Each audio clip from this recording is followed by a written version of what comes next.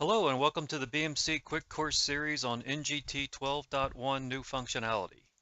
My name is Doug Wilson and I'm a software consultant at BMC. In this session we'll discuss the new NGT 12.1 output statement. This new statement is used for dynamic allocation. It provides dataset names and attributes to the NGT utilities. This is one of many quick courses. Here are some others for NGT 12.1 New Functionality.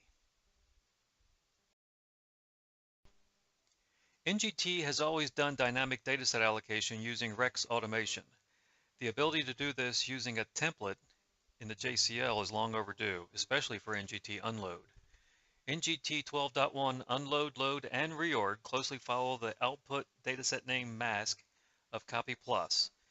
Now all the NGT products going forward will be more consistent. Let's have a look at the primary differences, in this case between unload plus and NGT unload. There are two significant differences in the syntax. Output is now a separate statement which precedes the utility statement, not a keyword of the utility statement. And the dataset name template itself is slightly different. It has an extra dot between symbolics where you want a dot between nodes, and the quotes around the dataset name template are optional in the output statement. Again, this template matches copy plus, which is now NGT copy, so this will now be consistent among the products going forward. The output statement has keywords common to disk and tape allocation, as well as keywords specific to either tape or disk allocations. See the NGT 12.1 General Users Guide Chapter 3 for details. Keep an eye on the manual, more options are coming soon. So let's look at where we can use this output statement. Output is most useful for unload to allocate and name the sysrec and syscontrol datasets. It can be used in load and reorg as well, and for all copy destinations, local or remote, and primary or backup. We will now review examples of using output for each of these utilities. Please pause this presentation and use these samples.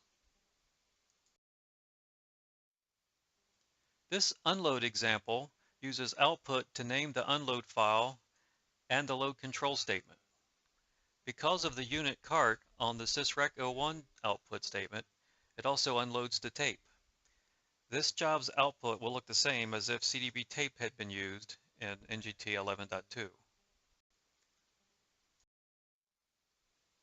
This load example uses output to name the sysrec, discard, and copy files. This time all are on DASD. When converting from plus to NGT, be mindful that some of the default DD names are different. It's good practice to name the DD and not rely on default names. This reorg example uses output to name the discard and syspunch files. The copy is dynamically allocated and named by NGT automation, primarily xcopydynam. Output could have been used for the syscopy as well, like we saw in the load example. Again, when converting from plus to NGT, be mindful that some of the default DD names are different. Output is the preferred way to manage utility datasets, especially for load, unload, and reorg with discard. However, just for the copy made by reorg, NGT automation is more flexible. You can process objects from multiple applications with varying copy dataset name standards from a single job step with wildcards. And errors are reduced because xcopydynam is set up and tested to always provide a correct name. The final subject I want to cover is how to control which method names the datasets and dealing with dataset name errors. A new plus parm plus override output controls whether the output statement or NGT automation controls the dynamic allocation.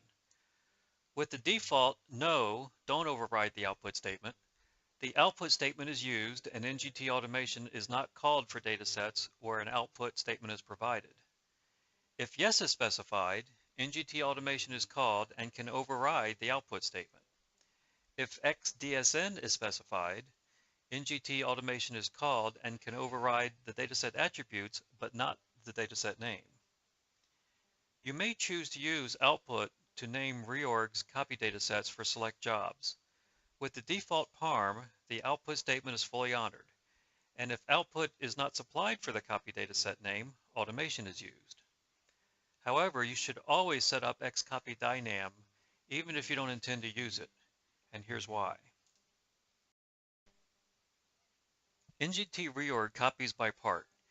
It's easy to copy another job and forget the amper part symbolic, or only supply one dot between symbolics like some plus utilities expected.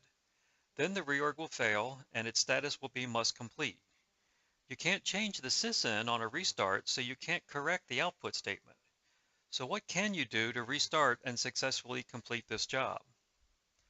On restart, add the plus override yes parameter, and then xcopy dynam will provide a valid name. Always set up xcopy dynam to provide valid copy dataset names, even if only to rescue errors in the provided output dataset name. See the 12.1 NGT General Users Guide Chapter 3 for details on the output command. Use the samples provided here for a good starting point, and additional functionality is coming soon. The manuals will be updated continually as that occurs. Thank you very much for your time and have a great day.